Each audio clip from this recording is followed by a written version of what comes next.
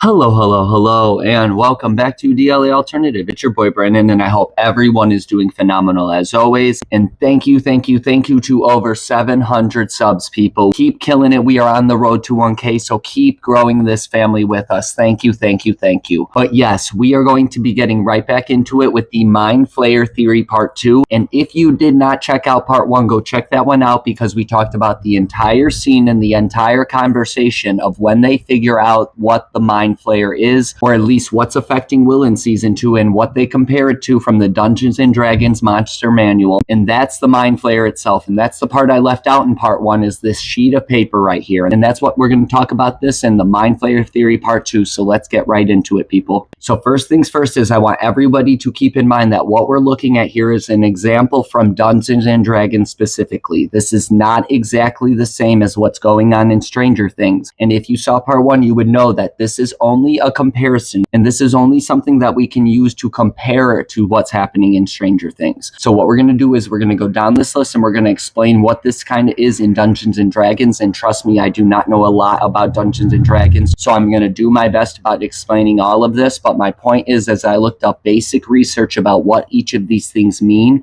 not necessarily involved with the Mind Flayer. And a lot of these things are only associated with the Mind Flayer and things like the Mind Flayer. And one specifically that we're going to talk about at the very end talks strictly about something that could be the bigger purpose in this show. So let's get right into it. The very first thing that we see on this list, it says frequency, okay? And it says frequency rare. And that means that this thing, this monster, the Mind Flayer, is not commonly encountered. It's not very used in Dungeons & Dragons, and it's not normally encountered at all in that game. So if you think about it in terms of what's happening in Stranger Things, that connects directly to what's happening in this show. This thing is ancient and people do not know anything about this creature. So that connects in my mind directly to what that says right there, that most likely in a real world, in a real Stranger Things world, that most likely this monster is not going to be encountered very often. But right away, this next one gets very interesting, okay? And it says number appearing, and it says number 1 through 4. And this means that the Mind Flayer can appear as 4 different things at one time, or at least up to 4 different things at one time, which is very interesting because if you compare that to the Mind Flayer in Stranger Things, right, that kind of connects directly as well, because in this season, when we're really seeing the Mind Flayer, we see it appearing as different things and we see it connected to different things. So it's slightly different, but in its own way. And that's what I want you to keep in mind through this whole theory, is that a lot of these things are almost identical, but they are slightly different in some ways. And in my opinion, what's happening in Stranger Things, as we know, this thing is like a virus, okay? So it's connecting itself to different things like a virus. It's not really appearing itself as different things. It's putting itself into different things. So keep that in mind. And then we jump right into the next one, and it says armor class 5. And from what I'm finding about Dungeons & Dragons armor class, this is actually a very low armor class for a creature. And that's very interesting as well to this season, because if you think about the Mind Flayer in Stranger Things,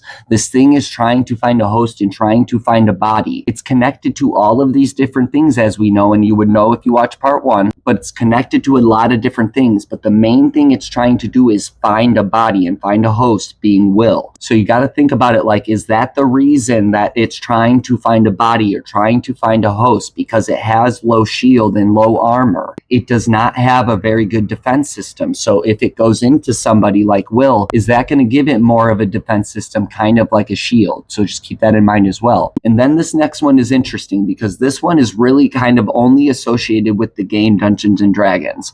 And this one says move, and it says 12 inches. Well, in the game, apparently 12 inches means 60 feet, all right? And each one of those blocks you see on a Dungeons & Dragons board is 5 foot by 5 foot. So they're allowed to move 12 blocks, meaning 60 feet. And that's even more interesting, and it makes me very curious about this because I think this could be compared to something else in this show, and something bigger in this show that we know being time. If you think about that, look at those numbers. It says 12, 60, and 5. And if you break down the time on a clock, time is broken down by 12 numbers, it's broken down by 60 minutes, and it's also broken down in increments of 5 minutes. If you really think about it, these numbers could actually be associated with the whole time shit that's going on in this show. And if it's allowed to move upwards to 60 feet, what does that mean associated to time specifically, and not actual distance and movement? Because that's strictly associated to the monster in Dungeons and Dragons. And that's kind of why you got to open your mind and compare these things like similar things things, but compare them differently and compare them to the game of Dungeons and Dragons, but also in terms of the show of Stranger Things. This is the real world. But let me know your thoughts about that, because those numbers are extremely interesting according to the clock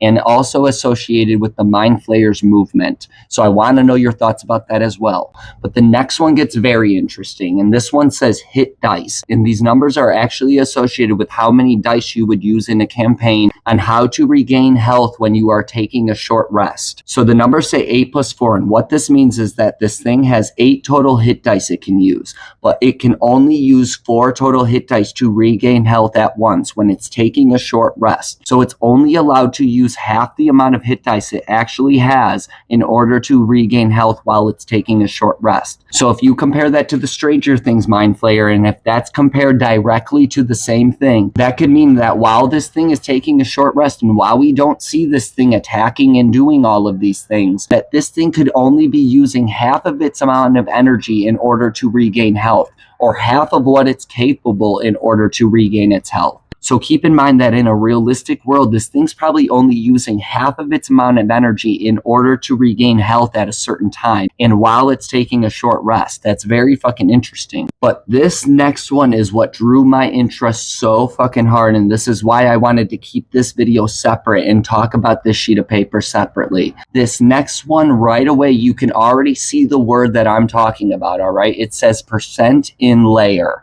And this one, no doubt in my mind, is an extremely important one. And this one, no doubt in my mind, in Stranger Things is different than how it is in Dungeons and Dragons, associated with the Mind Flayer. What this is in Dungeons and Dragons means that in its lair, being the Mind Flayer's lair, okay, it has 50% better chance of using its special attack. And only in its lair it has 50% better chance. So if you associate that with Stranger Things, we don't see a Mind Flayer lair necessarily. And in my opinion, I really think we do, and we'll get to that later in later theories, trust me, and that's a little hint for the later theories. But what I mean by it could be a little different in Stranger Things, that maybe in Stranger Things that this might not be associated necessarily with its special attack. It might, but we see this thing attack in other places, not necessarily in a lair. So that's the thing you got to keep in mind, that it's a little different right off the bat. But if you think about it in a Stranger Things world, they might use this differently, and I have an idea that this 50% could actually mean that only 50% of the Mind Flayer is active within a lair. Because like I said, we don't really see a Mind Flayer lair, but we do see another lair way later in this show, and you know whose lair I'm talking about, and we're going to talk about that later, like I said. But in Stranger Things, if that 50% could mean that only 50% of it is active in that lair, that would mean a lot to this show, and that would mean a lot to how this is working in certain people at certain times. And I say certain people because we're going to start talking about Will in the next few videos. But my point is what we see happen to Will in season 2 is exactly what happens to our boy Vecna in season 4, or at least what we see Henry Creel allow the Mind Flayer to do to him in season 4. So just keep that in mind, that this 50% in lair means so much in my opinion. And if I'm right that this 50% means that they can only use, or the Mind Flayer is only used 50% in that lair, one more little hint I'm going to give you is that could give a little bit of an explanation as to why Vecna's lair is all broken up into pieces like that, and it's part of Henry's life and also part of this weird dimension that we're in. So just keep that in mind, that 50% in lair, no doubt in my mind, is going to have so much effect and so much meaning in season 5. Mark my fucking words. But this next one says treasure type, and it has a bunch of these letters, and all this means is basic, standard, treasure, and extreme. But this basically means that as this thing gets stronger, it's able to find better treasure in this game or whatever. So as it's getting stronger, it's able to find better treasure and more efficient treasure, or something that could be used and way more effective to accomplish whatever the fuck it's doing. So just keep that in mind. That's all I really see interesting about this treasure thing right here. But as it gets stronger, it can find better things, and possibly that could mean something as to why we see Billy get infected in season 3, because maybe Billy was a way better option at that point in time for the Mind Flayer and whatever the fuck it's trying to actually accomplish. And then we get to this one, and it says number of attacks 4. And this is very interesting to me because we obviously see in season 4, right, that we see 4 cracks at the end, and we see Vecna trying to attack people, and we see 4 of them specifically, all right? And we really do not know a lot about this, but the point I'm trying to make here is that the number 4 and the 4 of attacks in Dungeons and Dragons and associated with the Mind Flayer specifically, it means that it's allowed to make 4 separate attacks all at once, and 4 separate attacks on 4 different targets all at once. And we know in season 4, we don't really see Vecna do that. He does it one at a time. So that's a little different than this right here as well. But the point is that if the Mind Flayer in Dungeons and Dragons is allowed to do that, is this thing allowed to attack more than one thing all at once? And it kind of happens in this show, but in a different way, not necessarily just associated with Vecna. So keep that in mind. And then we get to this one, and this one blew my mind when I started looking up what it actually meant. And this one, no doubt in my mind, is associated with something other than the Mind Flayer and associated with some of our main characters, okay? So I'm going to explain a little bit about what this means, and then we're going to talk about the scene in season 4, actually, that this connects directly to. And it's also weird that we're getting a lot of season 4 connections strictly based from this sheet of paper all the way back in season 2, so just keep that in mind as well. But basically this one, it says damage/attack, okay? And then it says 2 each. And what this means is that this thing is allowed to roll 2 separate attack dice,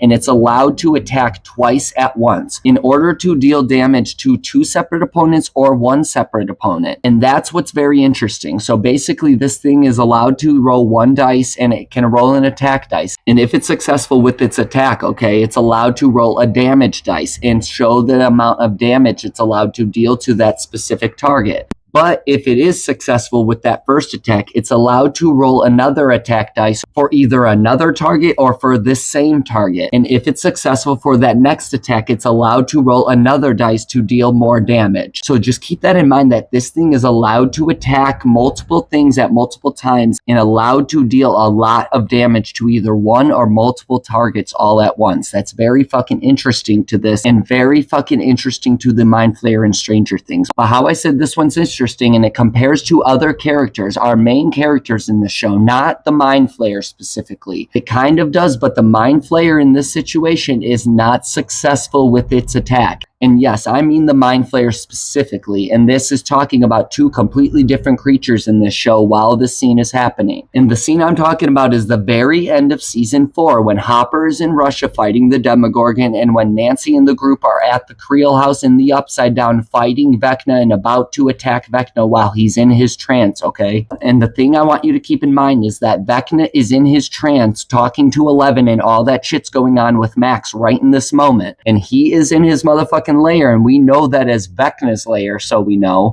So just keep that in mind. That 50%, like I said earlier, no doubt in my mind, has so much importance. But the point I'm trying to make is that this scene is not associated with the Mind Flayer specifically, as far as we know. And in my opinion, no doubt it fucking is. And you're gonna start catching on, and you will start getting the hints of all of this throughout all of these theories. But my point is that Hopper is in fucking Russia attacking that Demogorgon and fighting that Demogorgon. And we see him fight that Demogorgon when that scene gets real serious, and he goes for that attack, and he makes his attack, and he's successful with his first attack. The Demogorgon ends up not successful with its attack, so who gets to deal damage next? Hopper gets to deal damage next. But then we see Nancy and the group in the Upside Down, and she gives the okay to Robin to throw that motherfucking Molotov cocktail at Vecna while he's in that trance. And that's what ends up pulling him out of that mindset and that trance. And he ends up getting pulled out in a cloud of fucking black smoke, kind of like our Mind Flayer, just keep in mind. And then all of a sudden he's on fire, and he wakes up and sees them in front of him, and he sees Nancy starting to load that fucking gun and get ready to attack him. And they happen to be successful with their first attack. And in my opinion, the Mind Flayer didn't even have a chance to make its attack in this moment because it was being trapped in a lair. So just keep that in mind. And then it sees Nancy, and Nancy was the one who gave that okay to Robin to throw that Molotov cocktail. So Nancy's the one who gets to deal her damage next. And then we see the scene pick up, and the most serious moment happens, and then we see our main characters get to finally make their damage rolls, and they get to deal their damage, people. And they are super successful with their damage dealing, and we know that because Hopper cut cuts that fucking Demogorgon head off, and then we see Nancy with her shotgun, and she makes those shots, and she takes out Vecna's ass, and he falls out a damn fucking window. And the point I'm trying to make is that we get to see our main characters deal that damage, and they were successful with their attacks. The Mind Flayer was not successful with its attack, and there could be a reason for that, because the Mind Flayer is infiltrating two separate things at this time. And the Mind Flayer is infiltrating the Demogorgon that we see in Russia, and the Mind Flayer is infiltrating our boy Vecna. And that's a huge, huge hint to how this theory is going to be going, so just keep that fucking in mind, people. But the next two we're going to skip over, and we're going to save those for the end. So the next one we're going to talk about is this magic resistance at 90%, okay? And this is pretty self-explanatory, but what's interesting about this is that this thing has resistance to magic at 90%, magical power, and whatever the fuck is being used by magic to happen, okay? So magic specifically, and in this case, we don't see something involving magic. We only see that hint of Kali and that little thing she says about the butterfly, okay? That their powers are kind of like magic. But this is the real world, people, and this is not magic. This is really fucking happening, okay? So you gotta keep in mind, this is not magic. So this thing in Dungeons and Dragons has magic resistance. So what resistance does it have to something in the real world is the bigger fucking question. But the point I'm trying to make is what I looked up about this, okay? It says that it has magic resistance, right? But it is still vulnerable to non-magical attacks, okay? And it used an example of a non-magical attack, okay, as falling debris from a magical created earthquake.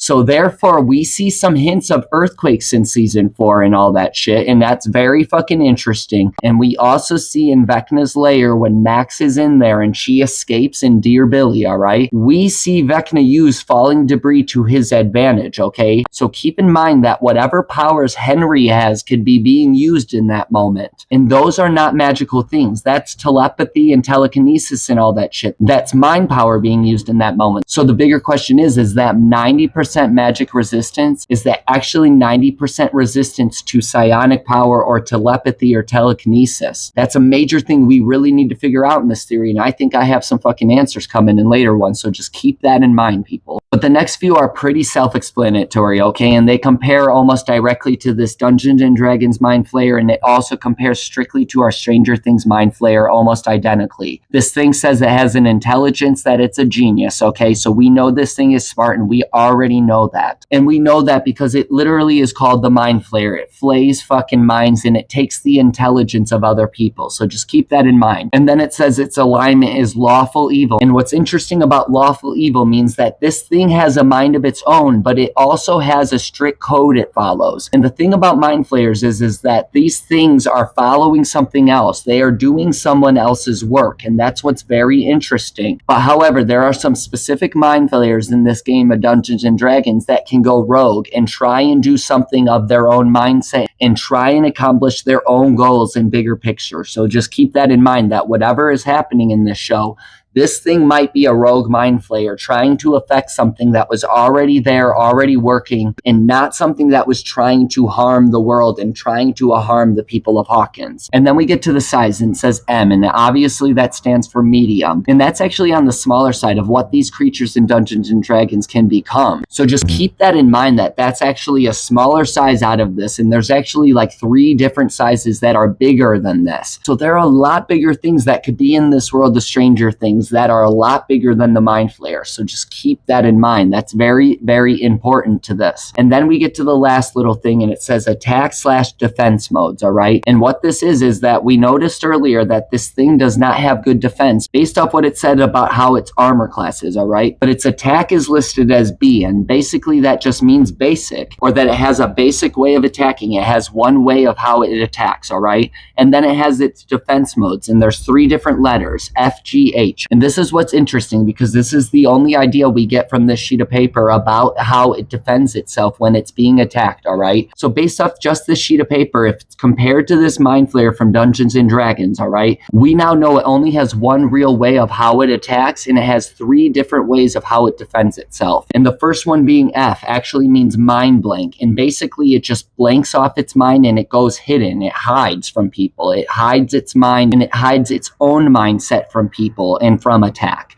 But then we jump to the letter G, and this means thought shield. And basically this means that it shields its mindset off to other psionic attacks. So this should confirm a little bit right here that in Stranger Things that magic resistance really isn't a thing, but resistance to psionic power is definitely a fucking thing. And if that's a way for it to defend itself, even in Dungeons and Dragons, if that's how they're going to use it in Stranger Things, then now we know that this thing, it needs to protect itself from psionic attack. And it knows how to protect itself from psionic attack. So that's kind of odd because in season 5, they might have to figure out a completely different fucking way on how to attack this thing if our characters are not allowed to just use Eleven's powers. And we kind of get hints of that all throughout season 4, that 11 is not there and they need to figure out other ways of how to accomplish this and how to stop this themselves. So just keep that in mind. That's extremely interesting. But then we get to the last one and it says H. And from what I could find, I could not find a lot about what this specifically meant. So if you know about this, let me know in the comments. But basically this one says that it's a special defense. So I'm going to associate this one strictly to the one that we see right above that we skipped over, and it says special defense and it says nil. And nil means that it basically doesn't have any special defense. It does not have a good way of defending itself. So that's a very interesting fact, and that's something you have to remember throughout this whole theory and about the Mind Flayer specifically, that it has a horrible defense system, and no doubt in my mind that's why it's trying to find a host and trying to find a human now that it's here in Hawkins and in Earth. That it needs to find someone or something to defend itself. It needs to find a body or something that can defend itself in our world. So just keep that in mind. That's exactly where this is fucking going. No doubt in my mind. Mark my fucking words, people, like I keep saying. And then we finally get to our last fucking hint from this detail list about the Mind Flayer from Dungeons and Dragons. And this is what's going to end this video right here. And I'm going to leave you with some questions instead of explaining this too much, because this is going to connect farther in this theory, okay? But I want to know your thoughts about this because obviously it says right here, Mind Blast. And that to me is the obvious thing that it's doing in this show. It's trying to affect the minds of people by infiltrating the mind. It's trying to do a mind blast on someone specific or something else throughout the show. Everything that's living in our world of Earth is at risk because everything that's living has its own mindset. So just always think about that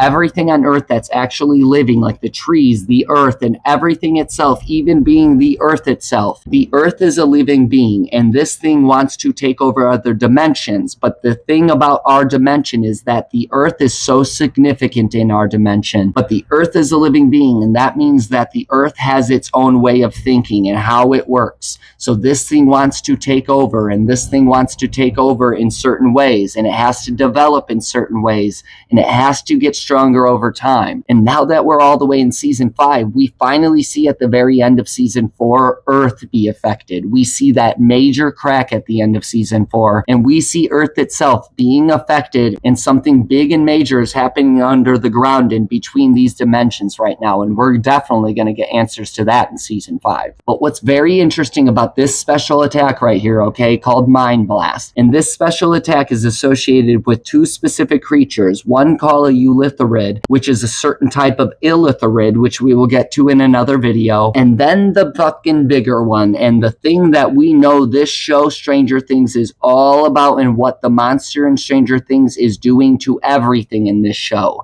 Like I just said, it's attacking the mindset of people, and it's trying to create a mind blast to the people of Earth and to Earth its fucking self. But this special attack is associated with something called the Elder Brain. And the Elder Brain is actually something that is in charge of the Mind Flayers. And the Elder Brain basically looks like a big ass motherfucking hive mind that's controlling everything, okay, people? So I want to know your thoughts about that specifically, because we are going to be talking about the Elder Brain and what the hell the Elder Brain actually is from Dungeons and Dragons, and if we are going to get any signs of an Elder Brain actually controlling everything in this show. And I'm going to say only one thing to end this video off, people, is that the Elder Brain, in my opinion, that was already here on Earth was probably not a fucking bad thing, and that could be why our Earth is so fucking significant in this dimension specifically. But the thing about that is now that this Mind Flayer is in our fucking dimension and in this place where the Earth is extremely significant, no doubt in my mind this Mind Flayer has bigger fucking things than just Hawkins itself, people, and it needs a very specific person in order to accomplish that goal. people,